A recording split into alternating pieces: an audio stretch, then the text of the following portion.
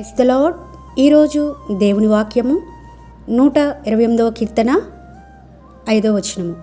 సియోన్లో నుండి యెహోవా నిన్ను ఆశీర్వదించును.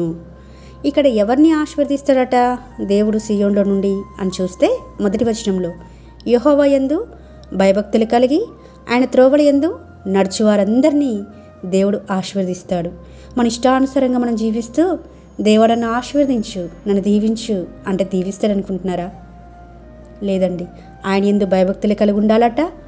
ఆయన ఏ మార్గంలో అయితే మనం నడిపిస్తూ ఉంటాడో ఆ మార్గంలో మనము నడిచేవారిగా ఉన్నప్పుడు మాత్రమే దేవుని చేత మనము ఆశీర్వదింపబడతాము. ఆ మార్గం ఇరుకైనదండి.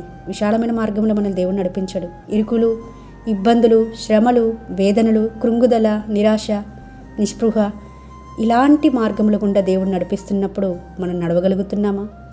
దేవుడే మన కాపరి, దేవుడే మన నాయకుడు, ఆయనే నడిపిస్తున్నాడు మనల్ని అని ధైర్యంగా నడవగలుగుతున్నామా? అలా నడుచుకున్నప్పుడు మాత్రమే ఆయన మార్గంలో మనము నడుచుకున్నప్పుడు మాత్రమే ఆయన మనల్ని ఆశీర్వదిస్తాడని ఈ వాక్యం ద్వారా అర్థం చేసుకోవచ్చు. 128వ కీర్తన మొదటి వచనంలోనే కనిపిస్తుంది. ఆయన యందు భయభక్తులు కలిగి ఉండాలట. ఆయన చూపించే త్రోవల్లో మనము నడిచేవారుగా ఉండాలట.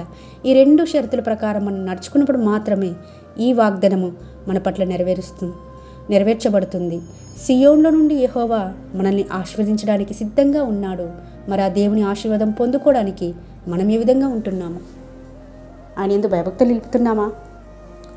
భయము భక్తి అనేది కవల పిల్లలు లాంటివి. కొంతమందికి భయం ఉంటుంది కానీ భక్తి ఉండదు. కొంతమందికి భక్తి ఉంటుంది కానీ భయం ఉండదు. ఈ రెండు కలిసి ఎవరైతే దేవుని యందు నమ్మిక ఉంచి విశ్వాసయాత్రలో ఏమి సంభవించినప్పటికీ, ఎలాంటి పరిస్థితులు గుండా వెళ్తున్నప్పటికీ దేవుణ్ణి విడిచిపెట్టకుండా ఉండి కొనసాగుతారో, అదేవిధంగా ఆయన త్రోవలు ఇరుకైనవిగా ఉంటాయట, శ్రమల గుండా వెళ్ళవలసి వస్తుందట. అయినప్పటికీ ఆ త్రోవలు విడిచిపెట్టకుండా అదే త్రోవలో మనం వెళ్ళినప్పుడు మాత్రమే దేవుని చేత ఆశీర్వదింపబడిన వారుగా ఉంటామని ప్రభు ఈ దినమున సెలవిస్తుంటుండగా ఈ వాగ్దానము మనందరి జీవితాలలో నెరవేర్చబడాలని మనస్ఫూర్తిగా కోరుకుంటూ మీ సహోదరి ఎలిజబెత్ రాణి.